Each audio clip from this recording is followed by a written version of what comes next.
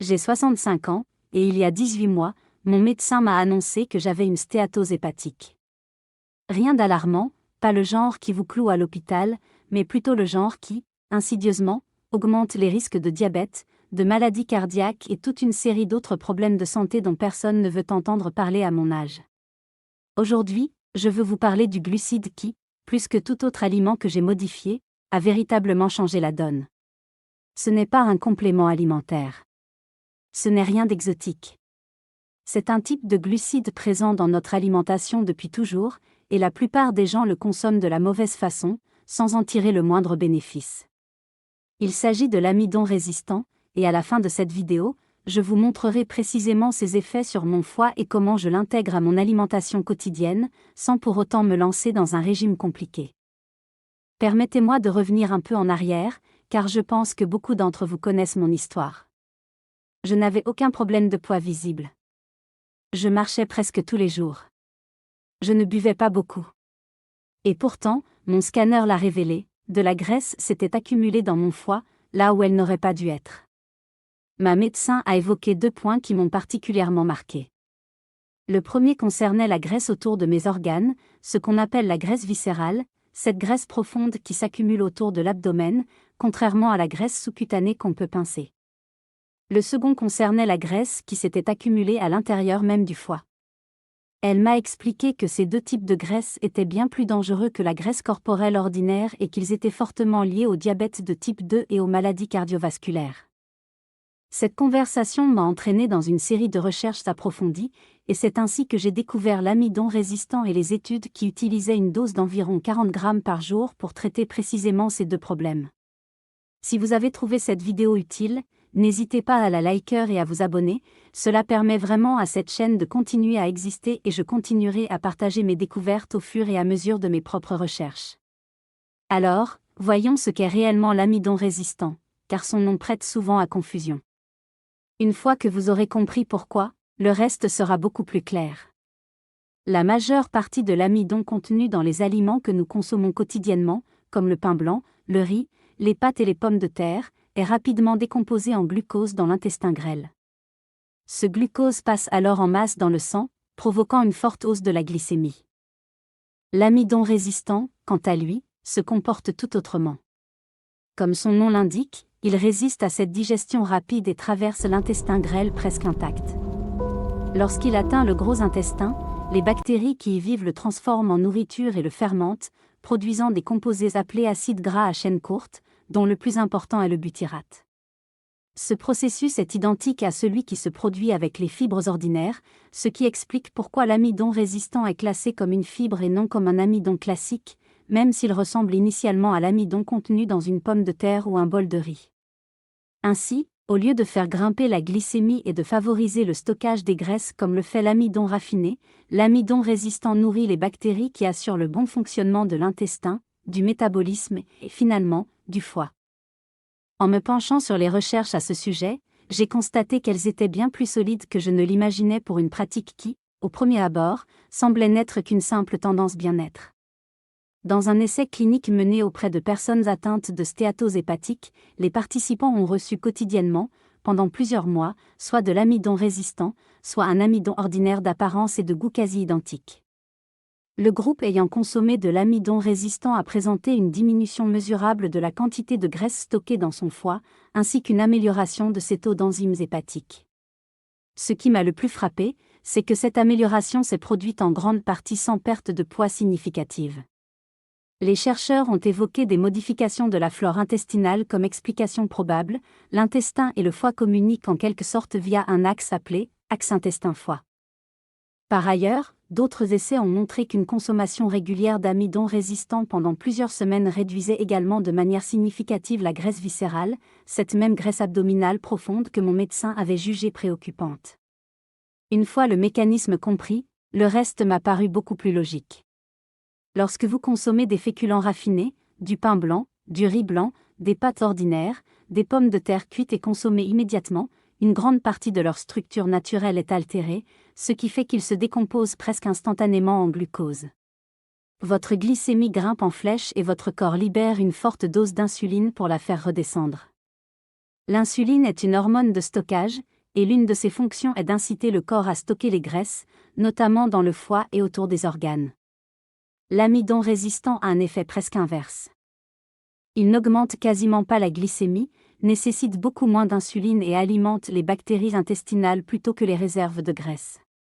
Bien sûr, je sais que la solution la plus simple pour éviter complètement les pics de glycémie liés aux glucides serait de les supprimer totalement, comme le font certaines personnes suivant un régime cétogène strict. À 65 ans, j'ai essayé suffisamment de régimes dans ma vie pour savoir que les solutions trop extrêmes sont rarement durables. J'ai donc opté pour une solution beaucoup plus simple, qui a réellement eu un impact positif sur mon foie. Je consomme moins de glucides qu'avant, et quand j'en mange, je privilégie les amidons résistants aux amidons raffinés. Composer un repas autour d'un amidon résistant, avec une bonne quantité de légumes, un aliment croquant, une source de protéines de qualité et des lipides sains, permet de transformer un éventuel pic de glycémie en une assiette équilibrée qui préserve la digestion. Une petite promenade ensuite, même un simple tour du pâté de maison, aide mes muscles à éliminer le glucose avant qu'il ne cause des problèmes.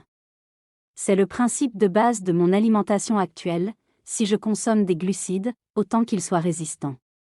Voici l'aspect le plus utile, celui qui a véritablement transformé mon alimentation quotidienne. On peut facilement produire soi-même des amidons résistants, directement dans sa cuisine, avec des aliments que l'on achète déjà.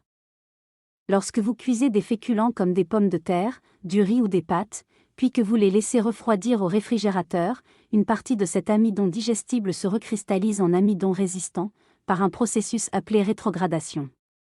Ainsi, une salade de pommes de terre froides, ou du riz cuit et refroidi toute la nuit, contient sensiblement plus d'amidon résistant que le même aliment consommé chaud, tout juste sorti du four. Certes, cela ne rivalise pas avec les céréales complètes comme le quinoa ou le boulgour sur le plan nutritionnel, mais c'est un changement vraiment bénéfique qui ne demande que très peu d'efforts. La même astuce fonctionne avec le pain, et c'est d'ailleurs le changement qui a eu l'effet le plus notable sur moi. Plusieurs études ont montré que congeler du pain, puis le griller directement congelé, permet de réduire la glycémie par rapport à la consommation du même pain frais. La congélation et le grillage modifient la structure de l'amidon de la même manière que le refroidissement du riz et des pommes de terre. Désormais, chez nous, dès que nous rapportons un bon pain au levain aux graines, nous le coupons en tranches et le mettons au congélateur. Quand on a envie de pain grillé, on le sort directement du congélateur pour le griller. L'année dernière, par curiosité, j'ai même porté un capteur de glycémie en continu pendant un mois, et ma glycémie a chuté de façon nettement plus basse et plus stable après avoir consommé du pain congelé et grillé qu'après avoir mangé le même pain frais, le jour même de sa cuisson. Quelques habitudes simples, comme préparer du riz ou des pommes de terre en grande quantité et conserver les restes au réfrigérateur, ou encore trancher et congeler une bonne miche de pain d'élacha, transforment des aliments de base que la plupart d'entre nous consommons déjà en aliments bénéfiques pour nos intestins et notre foie. Je ne le fais pas à chaque repas, et je ne pense pas que ce soit nécessaire. Mais les jours où je consomme des glucides, privilégier ces formes résistantes a fait une réelle différence pour moi. Outre ces astuces culinaires, il existe aussi des aliments naturellement riches en amidon résistants, sans aucune préparation, qui sont devenus des incontournables de mon alimentation depuis 1 an et demi. Les haricots, les lentilles et les pois chiches figurent parmi les meilleures sources d'amidon résistant, et je pense que c'est en grande partie pour cela que de nombreuses populations parmi les plus longévives au monde consomment ces aliments si régulièrement. Les bananes vertes légèrement vertes sont également riches en amidon résistant, et elles en perdent une grande partie en mûrissant et en devenant plus sucrées. Les céréales complètes, comme l'avoine et l'orge, en contiennent naturellement, et l'avoine préparée la veille et consommée froide conserve en fait plus d'amidon résistant que l'avoine cuite et consommée chaude le matin même. Les noix de cajou sont un autre aliment qui contient un peu plus d'amidon résistant qu'on ne le pense. Nul besoin de poudre, de compléments alimentaires ou de produits achetés en magasin bio, il suffit de varier la façon dont vous consommez ces aliments du quotidien. Ce qui me ramène à ce chiffre de 40 grammes issu de la recherche, car il mérite d'être replacé dans son contexte. Dans les essais cliniques, les participants recevaient une poudre dosée, principalement parce que cela facilite grandement le suivi précis des apports par les chercheurs. Mais je ne pense pas que la leçon à retenir soit de s'obsessionner pour atteindre un chiffre précis chaque jour. La vraie leçon, Celle qui a réellement changé mon alimentation, c'est que l'amidon résistant se comporte très différemment dans l'organisme que l'amidon raffiné ordinaire. Si vous consommez des glucides, l'amidon résistant est systématiquement le meilleur choix pour votre foie, votre silhouette et votre santé métabolique à long terme. Alors, si je devais résumer ce qui a vraiment fait la différence pour moi à 65 ans, ce serait ceci. Premièrement, j'ai réduit ma consommation de glucides en général, car je sais que les pics de glycémie sont néfastes pour le foie à long terme. Deuxièmement, lorsque j'en consomme, j'essaie de privilégier les aliments complets et naturellement résistants, comme les haricots, les lentilles et les pois chiches, ou encore les versions refroidies et réchauffées du riz, des pommes de terre et du pain que j'ai mentionnés. Je n'ai jamais eu l'impression de me priver. C'est plutôt un petit ajustement durable que j'ai adopté car il ne me demande pas trop d'efforts au quotidien. Pour être honnête, ce changement n'est pas le seul que j'ai entrepris ces 18 derniers mois. J'ai bougé un peu plus, j'ai accordé plus d'attention à mes repas du soir et j'ai réduit ma consommation de sucreries qui faisait partie intégrante de mon quotidien sans même que je m'en rende compte. Mais lorsque mon médecin et moi avons analysé les résultats de mon scanner hépatique, ce changement remplacer les glucides raffinés par des glucides complexes dès que possible s'est avéré déterminant. C'est lui qui a permis d'obtenir ce résultat presque naturellement, sans que cela ressemble à une contrainte supplémentaire. En fin de compte, la plupart des problèmes de santé qui nous préoccupent avec l'âge, les maladies cardiaques, le risque de diabète, et même certains troubles cognitifs dont on parle tant ces temps-ci sont liés à la fréquence et à l'amplitude des pics de glycémie au cours d'une semaine normale. Réduire ma consommation de glucides raffinés et privilégier les glucides complexes issus de sources variées a été l'un des changements les plus simples et les moins radicaux que j'ai adoptés, et pourtant l'un des plus bénéfiques. Je pense qu'il est utile de vous décrire une journée type de mon alimentation, car je sais qu'il y a une différence fondamentale entre parler d'amidon résistant en théorie et observer comment il s'intègre concrètement dans les repas d'une personne de 65 ans menant une vie normale. Le matin, je mange généralement du porridge préparé la veille au soir, des flocons d'avoine trempés dans un peu de lait ou de yaourt au réfrigérateur pendant la nuit, parfois agrémentés d'une cuillère à soupe de graines de chia et de quelques baies. C'est déjà un double avantage avant même de commencer à manger.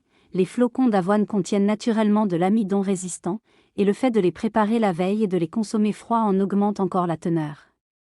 Les jours où j'ai envie de pain grillé, j'opte pour une tranche directement sortie du congélateur, grillée sans décongélation préalable, ce qui me permet de garder une glycémie plus stable qu'avec du pain frais. Pour le déjeuner, je consomme beaucoup de haricots, de lentilles et de pois chiches, contrairement à avant. Une simple salade de pois chiches et de légumes avec de l'huile d'olive, du concombre et du poivron croquant, et un œuf dur ou un peu de feta pour les protéines, est devenu presque un repas quotidien. Si je mange du riz au dîner, il s'agit le plus souvent de riz cuit la veille et conservé au réfrigérateur, puis réchauffé le lendemain, plutôt que d'un riz fraîchement préparé. Même chose pour les pommes de terre, si nous mangeons une salade de pommes de terre ou des pommes de terre rôties cuites, refroidies puis réchauffées, je sais que je bénéficie davantage de l'amidon résistant qu'avec des pommes de terre directement sorties du four. Le dîner se compose généralement d'une protéine, de nombreux légumes et d'un féculent résistant adapté au repas, des lentilles en ragoût, une petite portion de riz précuit et refroidi, ou simplement des légumes et des légumineuses sans céréales. Ensuite, si le temps le permet, j'essaie de faire une petite promenade, même une quinzaine ou une vingtaine de minutes dans le quartier. Il a été démontré que cette simple habitude, marcher peu après avoir mangé, aide les muscles à absorber plus efficacement le glucose du repas, ce qui signifie qu'il y en a moins qui stagnent dans le sang et qui peut causer des dommages visibles sur un scanner hépatique ou une analyse de sang. Je pense qu'il est important de s'attarder un instant sur les raisons pour lesquelles les médecins prennent la graisse viscérale et la graisse hépatique si au sérieux, car lorsque j'ai reçu mes propres résultats, le vocabulaire employé indiquait clairement qu'il ne s'agissait pas seulement d'apparence ou d'un chiffre sur la balance. La graisse viscérale ne reste pas passivement présente comme la graisse sous-cutanée. Il s'agit d'un tissu métaboliquement actif, ce qui signifie qu'il se comporte presque comme un organe à part entière, libérant des composés inflammatoires directement dans le sang et perturbant la façon dont le reste du corps réagit à l'insuline. La graisse qui s'accumule dans le foie agit de manière similaire, réduisant progressivement son efficacité à réguler la glycémie et à éliminer les toxines, et pouvant évoluer, au fil des années et dans les cas les plus graves, vers une maladie hépatique plus sérieuse. C'est en partie pourquoi mon médecin a considéré mon diagnostic de stéatose hépatique légère comme une urgence, plutôt que de se contenter d'une simple surveillance. Ce qui m'a frappé en approfondissant le sujet, c'est que l'intestin et le foie sont bien plus liés que je ne l'avais imaginé avant mon diagnostic. Les composés produits lors de la fermentation de l'amidon résistant par les bactéries intestinales, notamment le butyrate, semblent circuler dans le sang et influencer directement la façon dont le foie gère le stockage des graisses et l'inflammation. Il ne s'agit pas simplement de réduire la charge de travail du foie en consommant moins d'amidon raffiné, même si cela y contribue certainement. Il s'agit plutôt du fait que l'amidon résistant nourrit activement une population de bactéries intestinales qui semblent envoyer des signaux protecteurs au foie lui-même. C'est un mécanisme très différent d'une simple réduction des calories ou des glucides, et c'est en partie pourquoi les résultats de la recherche se sont confirmés même chez les personnes n'ayant pas perdu beaucoup de poids. Je tiens également à être honnête quant aux changements qui n'ont pas été spectaculaires, car il est facile de présenter une vidéo comme celle-ci comme une solution miracle, ce qui n'a pas été le cas pour moi. Je n'ai pas perdu beaucoup de poids. Mon tour de taille a légèrement diminué, mais pas de façon spectaculaire. Ce qui a changé le plus clairement, d'après mes analyses de sang et mon examen de contrôle, c'est l'état interne de mon foie, notamment la graisse qu'il contient et les marqueurs que mon médecin surveille. Cela correspondait à ce que j'avais lu dans les études, à savoir que ce changement particulier peut améliorer la santé du foie, même chez les personnes qui ne constatent pas de différence significative sur la balance. Pour quelqu'un de mon âge, dont le poids stagne malgré tous mes efforts, c'était un véritable soulagement, car cela signifiait que mes efforts portaient leurs fruits là où c'était vraiment important pour ma santé à long terme. Il est important de préciser la durée du processus, car je sais que lorsqu'on entend un résultat comme le mien, la question qui vient naturellement à l'esprit est de savoir si cela s'est produit en quelques semaines ou après des années d'efforts. En réalité, il s'est écoulé entre 4 et 6 mois avant que mon médecin et moi constations une réelle amélioration, mesurable, sur mes analyses sanguines, et près d'un an avant que mon examen de contrôle ne révèle une nette amélioration de la stéatose hépatique. Je tiens à le préciser car je ne veux pas que quiconque, en regardant cette vidéo, tente une approche similaire à la mienne pendant 2 semaines, ne constate aucun changement significatif et en conclut que cela ne fonctionne pas. Les essais ayant donné les résultats les plus probants ont duré plusieurs mois, et mon expérience personnelle correspond à peu près à cette durée. Il s'agit d'une évolution lente et progressive, et non d'une solution miracle, et je pense que c'est précisément l'une des raisons de sa pérennité. Je n'ai jamais eu l'impression de fournir un effort intense et ponctuel que j'aurais fini par abandonner. Je tiens toutefois à nuancer l'idée qu'il faille acheter une poudre ou un complément alimentaire spécifique pour bénéficier de ces résultats. Je ne l'ai jamais fait, et je ne pense pas que la plupart des gens en aient besoin non plus. Les recherches utilisant une poudre dosée l'ont fait par souci de contrôle lors d'un essai clinique, et non parce que la poudre elle-même serait supérieure à l'amidon résistant provenant d'aliments naturels. Haricots, lentilles, pois chiches, bananes légèrement vertes, flocons d'avoine préparés la veille, riz, pâtes ou pommes de terre cuits et refroidis apportent tous le même composé de base, simplement intégré à des aliments que vous cuisinez et consommez probablement déjà régulièrement.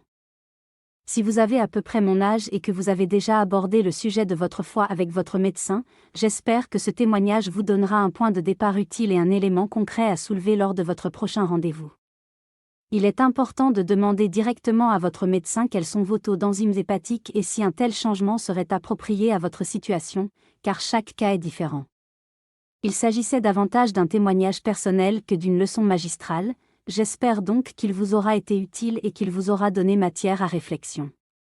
Dites-moi en commentaire si vous avez déjà entendu parler d'amidon résistant, si vous consommez déjà certains de ces aliments sans en connaître la raison, ou si tout cela est complètement nouveau pour vous. Je lis tous les commentaires et on se retrouve dans le prochain article.